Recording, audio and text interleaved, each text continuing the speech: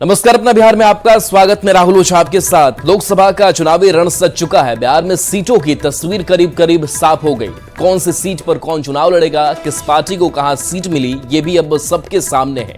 यानी चुनावी रण में कूदने के लिए हर पार्टी तैयार है। एनडीए में सीट बंटवारा पहले हो गया। बीजेपी की बात करें तो बीजेपी 17 सीट पर चुनाव लड़ने जा रही है, तो जेडीयू 16 सीट पर चुनाव लड़ेगा। एलजेपीआर 5 सीटों पर चुनाव लड़ेगा। जीतन मांझी और उपेंद्र कुशवाहा को एक एक सीट मिली है। सीटों के बंटवारे में एनडीए पूरी तरह से एकजुट दिखी है। सीट बंटवारे में भी एनडीए की ताकत नजर आई।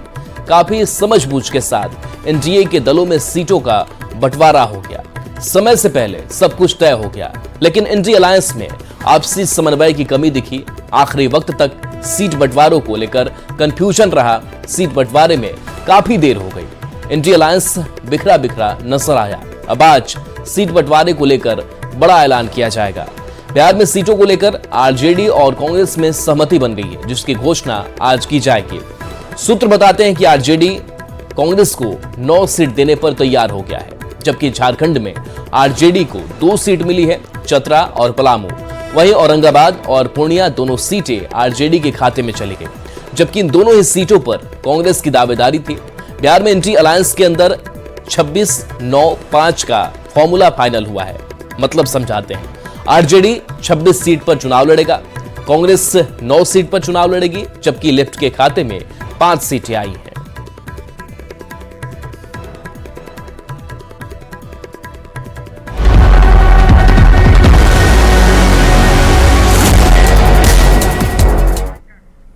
तो सीटों के बंटवारे के बाद अब दोनों गठबंधन के दम की बात की जाए तो खुद पीएम मोदी ने कमान संभाल रखी है।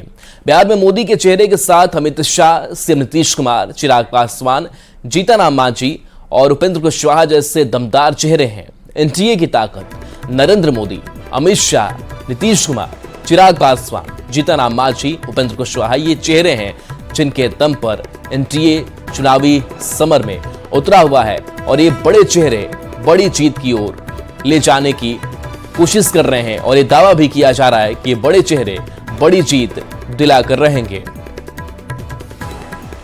तो एनडीए अलायंस में राहुल गांधी, लालू प्रसाद, अखिलेश यादव, हेमंत सोरेन, शरद पवार जैसे नेता शामिल हैं। दोनों ही दल चुनाव में अपनी ताकत झोंकेंगे। इंडिया की ताकत राहुल गांधी, मल्लिकार्जुन खड़गे, लालू प्रसाद, हेमंत सोरेन, अखिलेश यादव और शरद पवार हैं। तो एनडीए गठबंधन में सीटों की घोषणा आज होनी है। आरजेडी कार्यालय में सीटों की घोषणा होगी। सभी घटक दलों के नेता इस में मौजूद रहेंगे। आज दोपहर 12:15 का वक्त होगा जब सीटों का ऐलान कर दिया जाएगा। आरजेडी कांग्रेस में सीटों को लेकर के सहमति बन चुकी है। कांग्रेस को 9 सीट मिल सकती है। झारखंड में 2 सीट आरजेडी को मिल सकती है, जिसमें चतरा और पलामू ये दोनों सीटें शामिल हैं। सीट आरजेडी को मिली। बिहार में कांग्रेस को कटिहार, किशनगंज सीट मिली है। कांग्रेस को पटना, साहिब, सासाराम, बेतिया सीट, इसके साथ साथ मुजफ्फरपुर, भागलपुर कांग्रेस के खाते में है। कांग्रेस को समस्तीपुर सीट के लिए सहमति मिली है। सुपौल और मधेपुरा में कोई एक सीट कांग्रेस को जा सकती है। तो देखिए, एनडीए अलायंस की अगर बात करें तो एनडीए में कंप्लीट सहमति बनी। चिराग 5 सीट लेकर चुस्त हो गए हैं। मांझी कुशवाहा को एक एक सीट पर सेट किया गया। जेडीयू 16 सीट लेकर सेट हो गई। एनडीए में समझौते से साथ ही संतुष्ट नजर आ रहे हैं। तो देखिए किस तरीके से इस की बात करें कि किस तरीके से जो सहमति है वो एनडीए में काफी जल्द बन गई और काफी कम वक्त लगा कि सीट शेयरिंग का फॉर्मूला तय किया गया और सभी घटक दलों को सेट किया गया। सम्मानजनक उनको सीटें दी गई, लेकिन दूसरी तरफ कितना परेशानी एनडीए खेमे में देखने को मिला। तो एनडीए अलायंस की अगर बात करें तो एनडीए अलायंस में देरी देखने को मिली। सीट बंटने से पहले सिंबल ही बंट गए। निखिल कुमार का विरोध भी हो रहा है। पप्पू यादव की पूर्णिया में दावेदारी भी देखने को मिली। कन्हैया कुमार के हाथ खाली हैं। नवादा की बात करें तो विनोद यादव की नाराजगी सबके सामने है। तो देखिए, एक तो सीट शेयरिंग को लेकर के लेट लतीफी देखने को मिली। हालांकि आज माना जा रहा है कि सीटों का ऐलान जो है वो कर दिया जाएगा। कांग्रेस और आरजेडी के बीच सहमति बन गई है, लेकिन इन सब के बीच कई सीटों पर किस तरीके से तनातनी देखने को मिली है वो जगजाहिर है।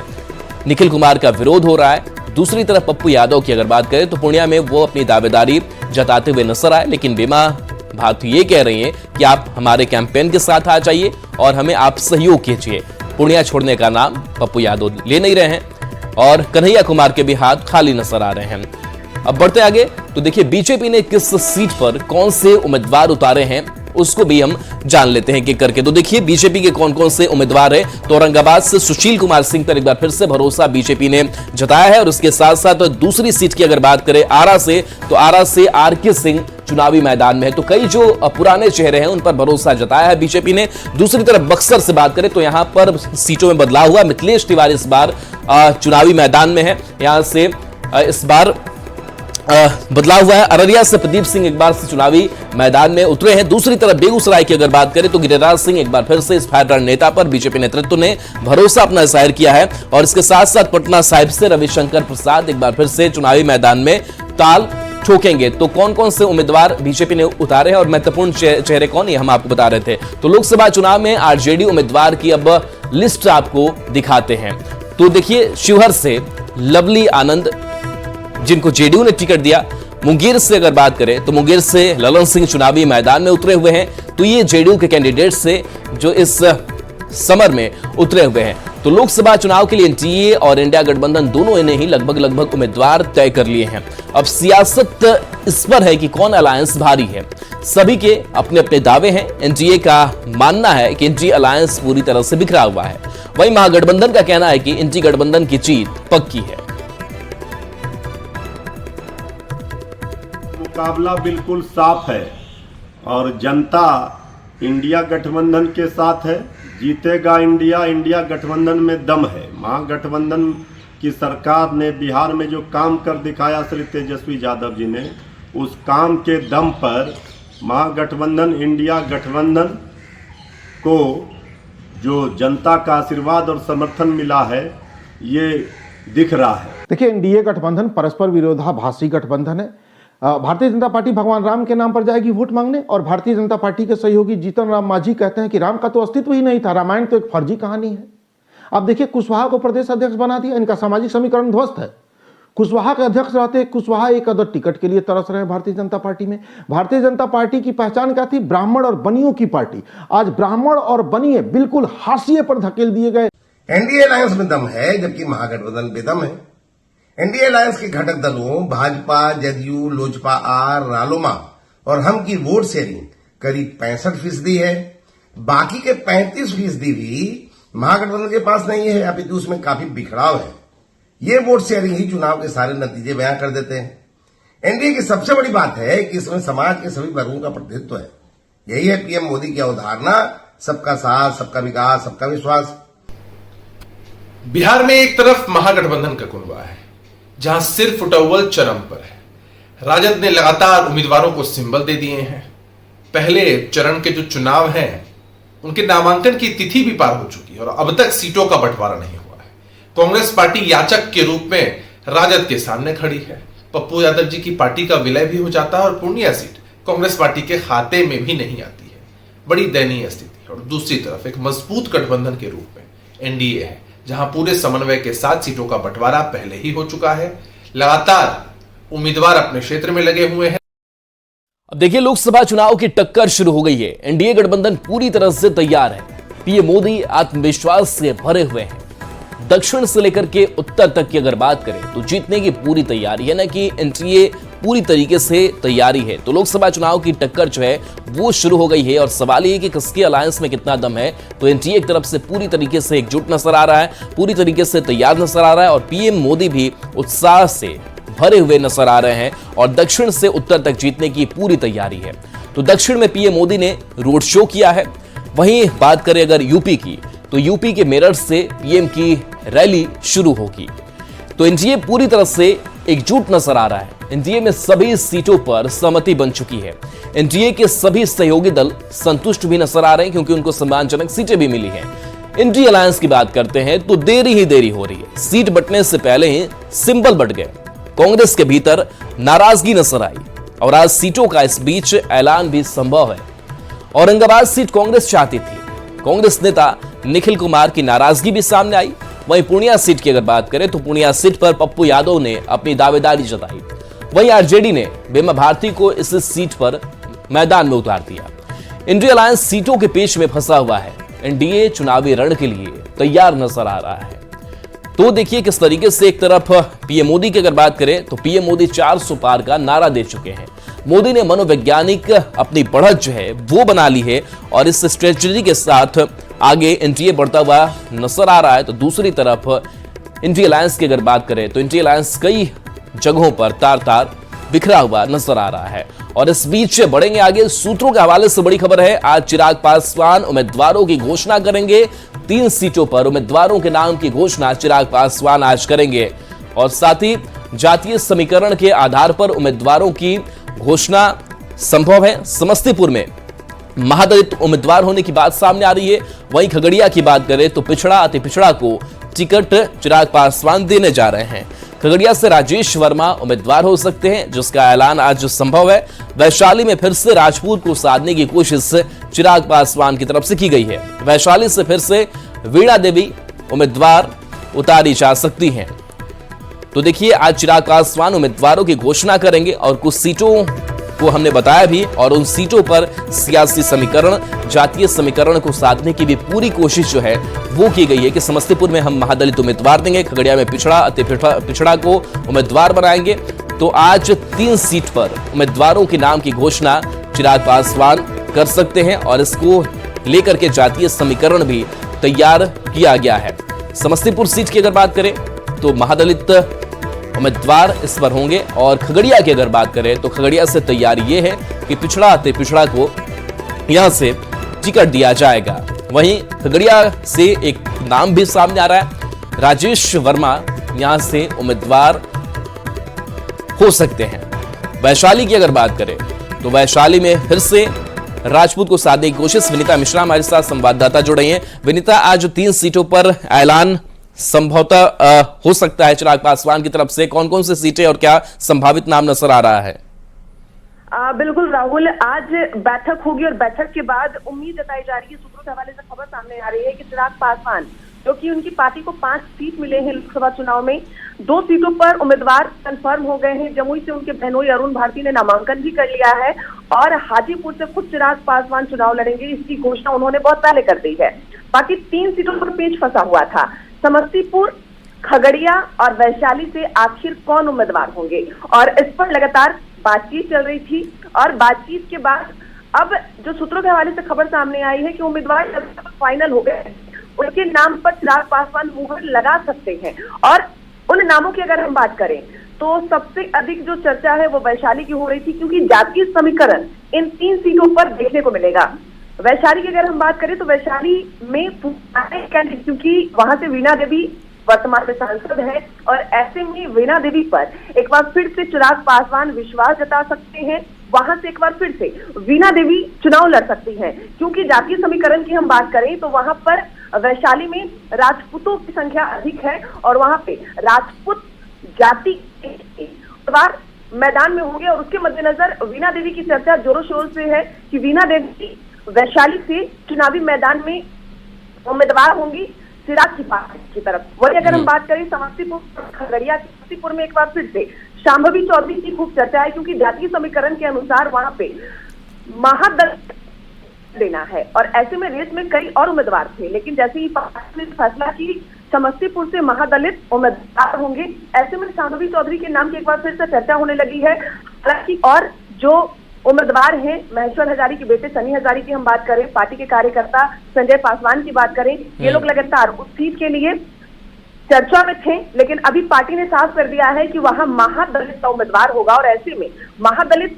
जैसे ही वहां पे घोषित किया गया है, शांभवी चौधरी की चर्चा एक बार फिर से होने लगी है और उम्मीद यही जताई रही है कि समस्तीपुर से शांभवी चौधरी की उम्मीदवार होंगी। वही अगर खगड़िया की बात करें तो खगड़िया में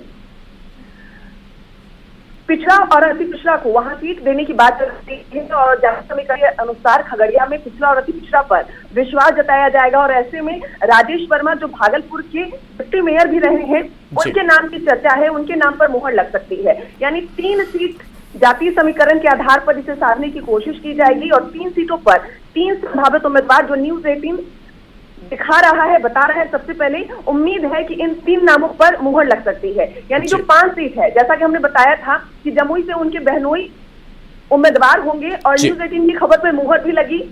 अरुण भारती, चलिए बिल्कुल, तो 2 सीटों पर पहले ही तस्वीर साफ हो चुकी थी, तो 3 सीटों पर आज भी ऐलान संभव हो सकता है। बहुत बहुत शुक्रिया विनीता इस अपडेट के लिए आपका। बढ़ेंगे आगे। गया के मोहड़ा प्रखंड में जहानाबाद सांसद चंद्रेश्वर प्रसाद चंद्रवंशी के कुछ क्षेत्र में घूमने के दौरान लोगों के विरोध का सामना करना पड़ा। सांसद के क्षेत्र भ्रमण के दौरान ग्रामीण रामाश्रय सिंह सहित कई ग्रामीणों ने वर्तमान सांसद का विरोध किया और विरोध करते हुए कहा कि आप यहीं के वोट से जीते थे, लेकिन चुनाव जीतने के बाद काम तो छोड़ो, कभी क्षेत्रवासियों से मिलने तक नहीं आए और न ही लोगों की समस्याओं को लेकर लोकसभा में कोई सवाल उठाया। लेकिन जनता अब जाग चुकी है, सही उम्मीदवार को वोट देगी। इस घटना के बाद कई स्थानीय लोगों ने समझा बुझाकर सांसद को वहां से हटा लिया। तनख्वाह बढ़ाना है, सब में थपथपा देते हैं जल्दी जल्दी नहीं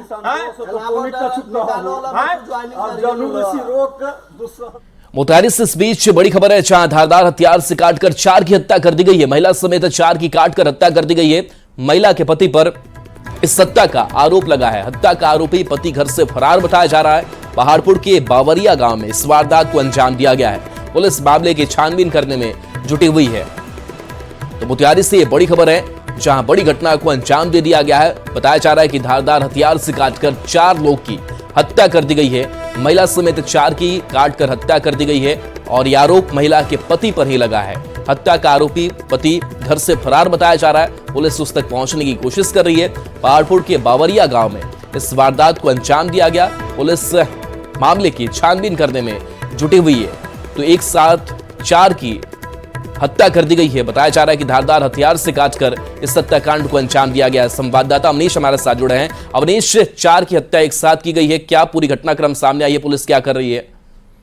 देखिए, ये पूर्वी चंपारण के पहाड़पुर का घटना है। अपने पत्नी और 3 लड़कियों को जो है इंदू मियाँ जो है उन्होंने अपनी पत्नी और 3 बच्चियों को जो है चारा काटने वाली जो गड़ासी है उससे उसकी हत्या कर दी है और उसके बाद वो फरार है। पुलिस मौके पे पहुंची है, पूरी बिंदु की जांच हो रही है। और देखिए, इससे पहले भी इस व्यक्ति का आपराधिक इतिहास रहा है। अपनी बेटी की इससे पहले भी उन्होंने हत्या की थी। उस मामले में वो जेल में बंद था, कुछ दिन पहले ही छूट के आया था। और अब जो घटना आई है उसमें 3 बच्ची और अपनी पत्नी, चारों की हत्या जो है वो चारा काटने वाले गरासी से कर दी है। तो काफी विदारक घटना है।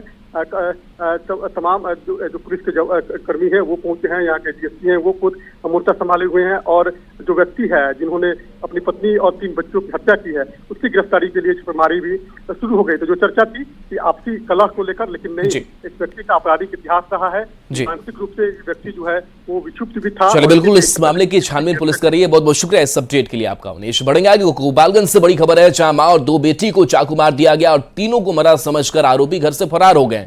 महिला और दोनों बेटी की हालत गंभीर बताई जा रही है। पैसे की विवाद ने समधी पर चाकू मारने का आरोप लगा है।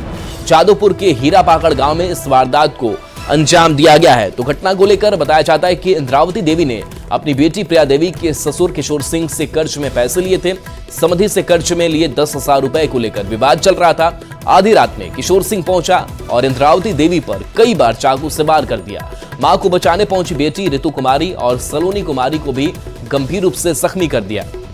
वारदात के बाद तीनों को मरा समझकर आरोपी किशोर सिंह फरार हो गया। इस मामले में एसआईटी गठित की गई है। एसआईटी फरार आरोपी की गिरफ्तारी के लिए गोपालगंज और यूपी के ठिकानों पर छापेमारी कर रही है। तो रात एक भाई कहूँ चाचा तुर के मम्मी के लगन चाकू मुँह पे जब हम चिल्लाऊँ तो हमारो के गोड़ पर 2 चाकू मार दे। अब छोट बहन घर में से निकल के बाहर ही तो ओकरो के चाकू से मरले बड़न, हाथ पर, जांग पर। कौन है मारने वाला? बड़ बहन के ससुर। तीनों को मतलब शार्प कटिंग ऑब्जेक्ट्स का इंजरी हुआ था, जिनमें 2 तो स्टेबल है लगभग। एक जो लेडीज़ हैं, जो उन दोनों बच्चियों की मां बताई जा रही है, उनको थोड़ा सा ज़्यादा घाव हुआ है जो काफ़ी गहरा है। तीनों जो हैं इंजर्ड, जो अभी तो स्टेबल हैं। उड़िया के बनमनखी थाना क्षेत्र के मुन्ना चौक के पास बाइक सवार अपराधियों ने सीएसपी संचालक प्रकाश झा को गोली मारकर 4,71,000 रुपए लूट की घटना को अंजाम दिया। घायल प्रकाश झा को गंभीर हालत में इलाज के लिए जीएमसीएच में भर्ती कराया गया। घटना के बारे में घायल के पुत्र पवन कुमार झा ने जानकारी देते हुए बताया कि प्रकाश झा बनमनखी सेंट्रल बैंक से रुपए निकाल कर आ रहे थे, तभी मुन्ना चौक के पास पीछे से बाइक सवार 3 आरोपियों ने गोली चला दी। फिलहाल पुलिस मामले की जांच में जुटी हुई है।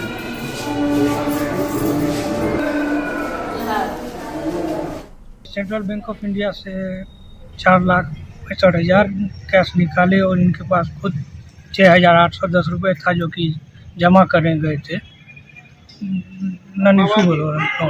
वो लेकर के आ रहे थे, एक लड़का इनके साथ में था जो बाइक चला रहा था। आने के क्रम में ओवरटेक करके 3 लोग 2 पिस्टल के साथ गोली चला करके इनसे पैसा छीन लिया। तो गोली लगी है क्या घायल? हाँ, गोली लगी हुई है, कान में लगी हुई है, एक कान गायब। किशनगंज टाउन थाना क्षेत्र में महिला से बाइक सवार 3 आरोपियों ने 3 लाख रुपए की छिनतई कर ली। महिला पति के साथ बैंक से रुपए निकाल कर लौट रही थी, उसी दौरान आरोपियों ने घटना को अंजाम दिया। एसपी के मुताबिक मामले की जांच चल रही है। कुछ जानकारी पुलिस को मिल गई है और साथ ही पुलिस ने जल्दी आरोपियों की गिरफ्तारी का आश्वासन भी दिया है। बस्ती के पास 2 लड़का बाइक से आ रहा था, तो पीछे था। मुझे क्या पता कि अब मैं समझी आम आदमी है, अचानक आकर के वो ओवरटेक करने लगा। मैं बोली उसको क्या है, सही से चला, ठोकर लगेगा। इतने में वो पूरा मेरा हाथ मचोड़ करके वो बैग मेरा छीन लिया। कितने रुपए थे? 3 लाख रुपए। पटना के श्री कृष्णापुरी थाना क्षेत्र में मेन पार्किंग से बाइक की चोरी हो गई। बाइक चोरी की ये पूरी घटना सीसीटीवी में कैद हो गई। आरोपी ने बुलेट को मास्टर की से खोलकर चोरी की। हालांकि आरोपी ने मास्क पहना हुआ था। बाइक के मालिक ने पुलिस में पूरे मामले की लिखित शिकायत की और पुलिस को सीसीटीवी वीडियो भी सौंप दिया है। जानकारी के मुताबिक इस परिसर में लगातार बाइक चोरी की घटना हो रही है और पुलिस इन बाइक चोरों पर लगाम लगाने में लगातार विफल साबित हो रही है। और चलिए न्यूज़ 18 बिहार झारखंड पर खबरें आपके लिए लगातार जारी है।